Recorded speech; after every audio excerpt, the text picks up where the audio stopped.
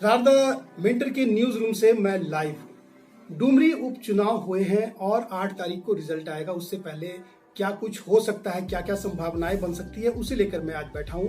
और आपको बता दूं सबसे पहले कि डुमरी विधानसभा उपचुनाव जो हुए हैं 2023 के लिए, उसमें वहां जो वोटर्स हैं वो लगभग 3 लाख के बराबर हैं। और पिछली बार जो इलेक्शन हुआ था 69.45 लगभग 69% 70% कह सकते हैं वोटिंग हुई थी। और उस वक्त का जो रिजल्ट था वो 71,126 वोट है, 71,126 वोट आए थे जगन्नाथ महतो को।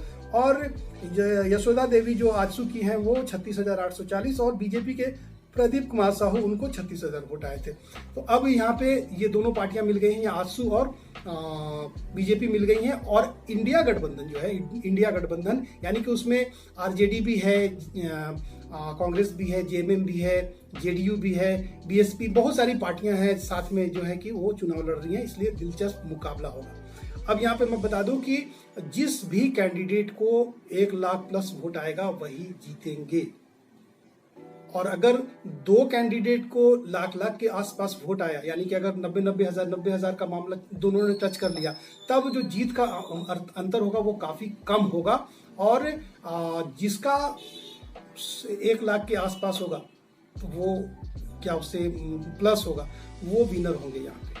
चलिए अब वहाँ की आपको रूपरेखा थोड़ा सा मैं बता दूं कि वो जो जिला है वो जिला बोकारो से भी सटता है, उसके बाद में धनबाद से भी सटता है, कहीं ना कहीं से गिरिडीह से भी सटता है। तो गिरिडीह का इन्फ्लुएंस वहाँ पर ज्यादा है। और क्योंकि गिरिडीह सांसद जो है वो आजसू के हैं, तो उनका कहीं ना कहीं ये सोच उनकी है कि हम वहाँ पे जीत सकते हैं।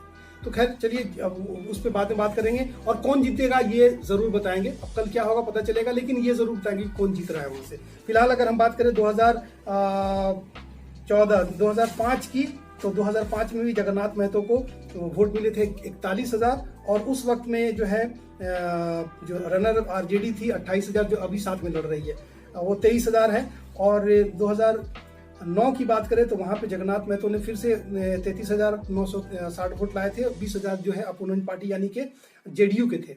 तो यहाँ पे पार्टी कोई मतलब नहीं रखती है, यहाँ पे कैंडिडेट मतलब रखता है, क्योंकि वहां पे कुर्मी की जो आबादी है वो 70% से 75% है वहां पे। तो इन्फ्लुएंस जो है वो सारी कुर्मी का रहता है। अब वो कौन सी कुर्मी को ज्यादा पसंद करते हैं ये तो 4 साल के चुनाव में पता ही चल गया। जगन्नाथ महतो को लोगों ने वोट दिया।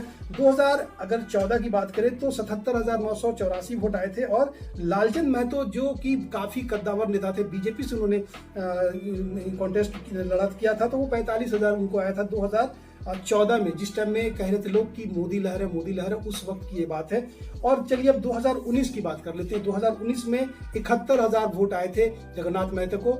और यशोदा देवी जो अभी एनडीए की कैंडिडेट है उनको आए थे लगभग 36,840। और प्रदीप कुमार साहू जो बीजेपी से थे उनका जो वोट था आया था 36,013 यानी कि 36,000। अगर ये दोनों को मिला लेते हैं तो 36 गुना 72 हो जाता है और 800 यानी कि 73,000 वोट हो जाते हैं। और 71,000 वोट जो है वो विनर जो थे जेएमएम के कैंडिडेट उनको आया था 71,000। और इन दोनों के वोट को मिला दिया जाए तो वहां पे वोटिंग जो हुई थी वो अब वहां पे उस हिसाब से वहां पे वो 73,000 होता है।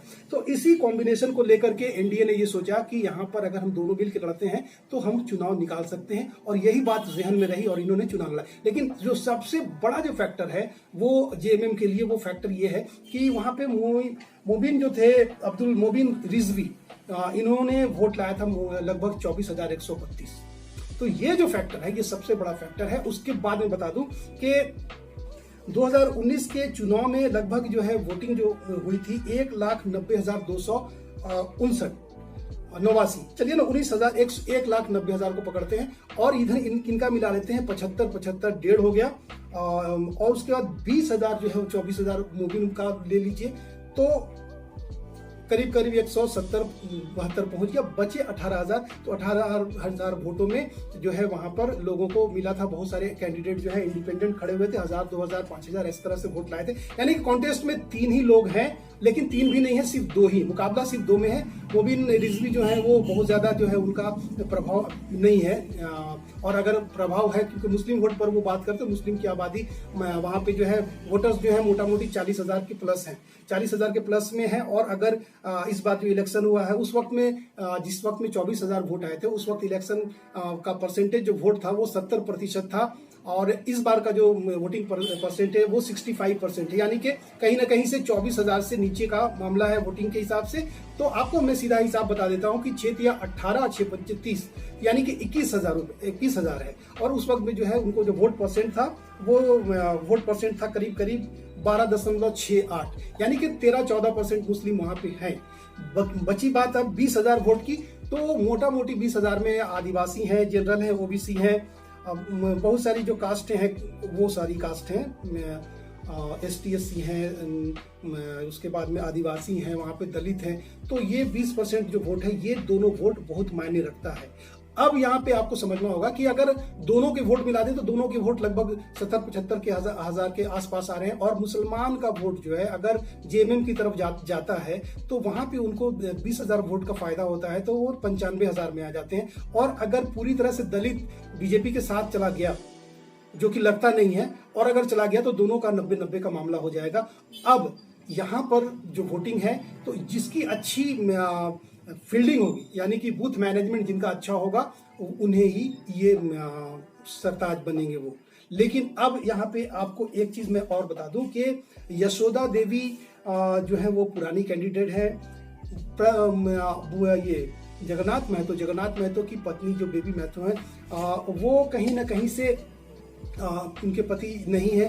भावनात्मक जुड़ाव है, इमोशनल अटैचमेंट है डुमरी के लोगों का, और खास करके उन लोगों का जो कि अब तक वोट देते आए थे। और जगन्नाथ महतो को लोग वहां पे टाइगर के नाम से भी जानते हैं, और टाइगर सच में अभी भी जिंदा है, ये आपको कल पता चल जाएगा, और क्या अभी पता चल जाएगा कि टाइगर अभी जिंदा है कि नहीं। तो उनका तो जो बूथ मैनेजमेंट हुआ करता था वो काफी अच्छा था, और उसके बूथ मैनेजमेंट से ही वो चुनाव जीतते थे, और होता आया है। एक तो अब यहाँ पे मैं आपको बता दूं कि हेमंत सोरेन जब से चीफ मिनिस्टर बने हैं तब से लगातार जो है, और कोalition गवर्नमेंट है कांग्रेस के साथ में जो है, तो कांग्रेस और JMM में इन 4 सालों के अंदर में 5 साल लगभग होने वाले हैं, तो इसके अंदर में कोई ऐसा खटास नहीं आया।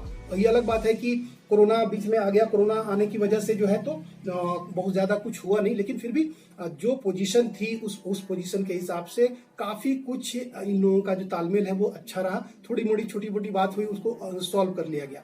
अब चलते हैं, तो ये गठबंधन है जो है पूरी तरह मजबूती से वहां पे खड़ा है। अब चलते हैं आगे आपको बीजेपी और आजसू की तरफ। तो बीजेपी आजादी मतलब जब झारखंड जब से अलग हुआ है, आजादी में गलती से निकल गया, तो उस वक्त से बीजेपी की सरकार है, 17-18 साल रेगुलर सरकार में रहे। और आजसू के जो नेता है सुदेश महतो एक बड़ा चेहरा है कुर्मियों के बीच में। तो अब यहाँ पे आपको देखना है कि बीजेपी ने 20 सालों के अंदर में क्या किया है, झारखंड के लिए कौन कौन सी चीज की है, ये किसी से छुपा हुआ नहीं है। दूसरी चीज कि अगर हम आजसू की बात करें तो आजसू यहाँ पर सत्ता में साथ रही है, बीजेपी के साथ में वो हमेशा से रही है। और सुदेश महतो जो है, सुदेश महतो कुर्मी के नेता हो सकते हैं, लेकिन झारखंड के नेता नहीं हो सकते, क्योंकि अगर झारखंड के नेता होते तो कुर्मियों के लिए कुछ ना कुछ किया होता। पूरे 7 सरकार में रहे, बड़े बड़े पद पे रहे, उप मुख्यमंत्री भी रहे, गृह मंत्री भी रहे, लेकिन वैसा कुछ उन्होंने नहीं किया जो कुर्मियों को दिखाई पड़ता। बस इतना सा दिखाई पड़ता है कि सुदेश महतो एक कुर्मी नेता हैं, बस इससे ज्यादा और कुछ नहीं है झारखंड के परिवेश में, क्योंकि आपने 18 साल में कुर्मियों के लिए कुछ नहीं किया। चलिए अब यहाँ पे आपको बता देता है कि जो सूरत हाल, अब देश की बात कर लेते हैं।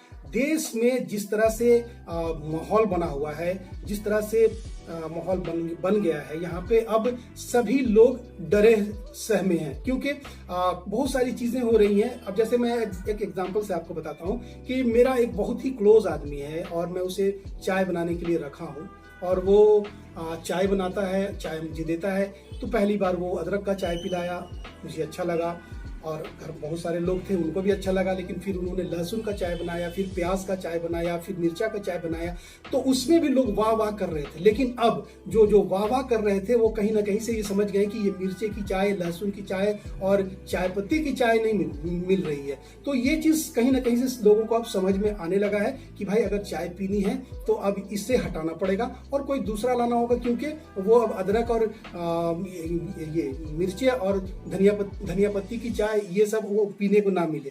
मेरे ख्याल से आपको समझ में आ रहा हूं मैं क्या कहना चाह रहा हूं। और ये अच्छी तरह से पता है कि लोग किस तरह से परेशान है। देश की जो राजनीति स्थिति है, अब यहाँ पर भावनात्मक चुनाव है, यानी कि सेंटिमेंट्स पे चुनाव होते हैं, आपके अच्छे और बुरे पर नहीं होता। अभी आप एक कंप्लीट पार्टी के हैं, ये एक कम्युनिटी के हैं, एक जाति के। हमारे देश का दुर्भाग्य है कि यहाँ पर चुनाव जो है, यहाँ पर एबिलिटी पे चुनाव नहीं होते, एबिलिटी पे चुनाव नहीं होते। यहाँ पर जाति धर्म के आधार पर चुनाव लड़े जाते हैं और वैसे कैंडिडेट को लोग खड़ा करते हैं जो उस एलिजिबल नहीं है, उस जगह के लिए नहीं है, लेकिन वो जाति के नाम पे खड़े हो जाते हैं, धर्म के नाम पे खड़े हो जाते हैं। चलिए अब बात कर लेते हैं अब्दुल मोमिन रिजवी की। तो अब्दुल मोमिन रिजवी को लोगों ने पिछली बार चुनाव में जो है काफी वोट दिया था, लगभग इन्हें 12.66% जो है वोटिंग उनको मतलब वोट मिले थे 24,000 के आसपास। तो इस बार क्या होगा? इस बार उनका जो मैनेजमेंट है, जो राष्ट्रीय स्तर पे जो वो अपनी पार्टी को खड़ा देखना चाहते हैं असदुद्दीन ओवैसी, सिर्फ उनका एक ही मकसद है कि 4-5% वोट भी अगर आ गया तो कहीं ना कहीं से वो नेशनल पार्टी बनना चाहते हैं, इसलिए सभी जगह वो हाथ आजमा रहे हैं। ऐसे उन्हें अच्छी तरह से पता है कि ये जो क्षेत्र है जहां पे अभी डुमरी में उनका जो कैंडिडेट खड़ा है, तो वहां पर वो इंडिया का कहीं ना कहीं से खेल खराब कर सकते हैं। लेकिन वहां के जो नागरिक है, वहां की जो जनता है, अब पब्लिक है, पब्लिक सब चीज जानती है, वो समझ गई है कि क्या है मामला। तो फिलहाल अब मैं आपको बताने जा रहा हूं कि मोमिन रिजवी को कितने वोट आएंगे। ये मेरा अपना, हमारी टीम का कैलकुलेशन है और ये कल क्या होगा वो आप देखिएगा जरूर। लेकिन जो हमने कैलकुलेट किया है वो कैलकुलेशन हमारा ये है कि मोमिन रिजवी को 5,000 से 7 या 10, चलिए ना 10 पकड़ते हैं, 5 से 10,000 वोट आ सकते हैं। इससे कम भी हो जाए तो कोई बहुत ताज्जुब की बात नहीं है। अब रह गया कि और जो लोग हैं, रोशन लाल तुरी है, कमल साहू हैं, फिर नारायण गिरी हैं। तो देखिए इन लोगों का पुराना रिकॉर्ड भी रहा है और इन लोगों को 1% भी वोटिंग नहीं हुआ इन लोगों के लिए, यानी कि कोई 2,000, कोई 1,500, कोई 500, इस तरह से। तो चलिए सबसे पहले बात करते हैं रोशन लाल तुरी की। रोशन लाल तुरी को कहीं ना कहीं से जो पार्टी बीएसपी की जो पार्टी है, जो दलित वर्ग है, उनका वोट मिल सकता है। तो इनको अगर हम पकड़ लें, ये 3 लोगों को, तो ये 3 लोगों के बीच में मोटा मोटी 7 से 8,000 का मामला है। और जो वोटिंग हुई है 65%, यानी कि 65% 3 लाख वोटरों में होता है, तो 1 लाख करीब 95,000 वोटिंग हुई है। अब अगर 5,000 को ही हटा दे, 1,90,000 को, तो बता दें 2019 में 1,90,000 वोटिंग हुई थी, तो 1,90,000 में इनको 71-72 टाइगर को, यानी कि जगन्नाथ महतो को मिला था। तो अब यहाँ पे बारी आ जाएगी। अब आप सोच रहे होंगे कि अब दोनों में से कौन जीतेगा। बिल्कुल आप सही सोच रहे हैं कि जो ताना बाना है देश का, ये चुनाव जो हो रहा है, डुमरी चुनाव भले से उपचुनाव है विधानसभा का, झारखंड का, लेकिन ये चुनाव कहीं ना कहीं से देश का चुनाव है और यहाँ से जो है आपको देश की राजनीति पे बहुत ज्यादा फर्क पड़ने वाला है। और सबसे बड़ा फर्क पड़ेगा भारतीय जनता पार्टी यानी कि एनडीए को। जब से इंडिया गठबंधन बना है तब से बीजेपी को काफी जो है खटक रहा है वो इंडिया, और उसी को लेकर के कभी इंडिया को भारत, भारत को इंडिया किया जा रहा है। खैर वो दूसरा मुद्दा है, इस पर कुछ बात नहीं करना। 6 स्टेट में 7 सीटों पर चुनाव हो रहे हैं, 6 स्टेट में 7 सीटों पर चुनाव हो रहे हैं। मेरा जो कैलकुलेशन है, अपना हमारी टीम का जो कैलकुलेशन है, वो घोसी यूपी का जो घोसी सीट है, घोसी सीट पे जिस तरह से वोटिंग के दौरान किया गया कि लोगों को वोटिंग के लिए रोका गया, बहुत तरह की बातें हैं, उतना डिटेल में जाने की जरूरत नहीं है क्योंकि हम झारखंड की बात करने बैठे। लेकिन फिलहाल मैं आपको बता दूं कि घोसी की सीट हो सकता है कि भारतीय जनता पार्टी जीत जाए, वरना कोई भी सीट उनके हाथ नहीं आने जा रही है। तो अब तो यहाँ पे क्लियर हो गया आपको कि भाई झारखंड की जो सीट है वो अभी भी बीजेपी के हाथ में, एनडीए के हाथ में नहीं जाएगी। क्यों नहीं जाएगी, अब उसके पीछे रीजन मैं बता देता हूं कि जो कांग्रेस और जेएमएम ने और जो पूरी तरह से इंडिया गठबंधन है, उन लोगों ने जिस तरह से इस बार चुनाव लड़ा है, जिस तरह से मिलकर चुनाव लड़ा है, हेमंत सोरेन ने वहां पर रोड शो किया है। और देश की, यहां झारखंड में कोई मुद्दा ही नहीं है ऐसा। भ्रष्टाचार के नाम तो सभी सरकार पे लगते हैं, भ्रष्टाचार हो रहा है, ये हो रहा है, वो हो रहा है, वो बात की बात है। लेकिन चुनाव जो हुआ है वो इंडिया गठबंधन और एनडीए के बीच में चुनाव हुआ है और इस चुनाव में इंडिया गठबंधन आगे जाएगी। फिर से सुन लीजिए कि इस चुनाव में इंडिया गठबंधन आगे जाएगी, और अगर नहीं जाती है तो फिर हो सकता है कि ऐसा भी हो सकता है। लेकिन मैं ये बता दूं जरूर कि 1 लाख प्लस 1,15,000 के अंदर में टाइगर यानी कि बेबी देवी को वोट मिलने वाले हैं। आजसू की जो यशोदा देवी है उन्हें 60 से 70,000 वोट आएंगे। मोमिन जो रिजवी हैं उनको आप नोट कर लीजिए 5 से 10,000 के बीच वोट आएगा। उससे भी कम आ जाए तो कोई आश्चर्यचकित वाली बात नहीं है। बाकी जो 2,000, 3,000, 4,000 जो इंडिपेंडेंट कैंडिडेट हैं उनका अपना जो लोगों के बीच का जो संपर्क है उसमें तो इन लोगों को आएगा। तो कुल मिलाकर के ये कहा जा सकता है कि टाइगर अभी जिंदा है। क्यों जिंदा है? क्योंकि अभी उनके जो वोटर हैं उनका जो बूथ मैनेजमेंट है वो पूरी तरह से पैक्ड है और ये चुनाव झारखंड के परिवेश में नहीं लड़ा जा रहा है। ये चुनाव पूरी तरह से इंडिया गठबंधन और एनडीए के बीच का चुनाव है और अब लोग जो है हर चीज को अच्छी तरह से समझ रहे हैं। अब कल क्या होगा, यानी कि 8 तारीख को क्या होगा, उस वक्त जरूर हमें याद कीजिएगा।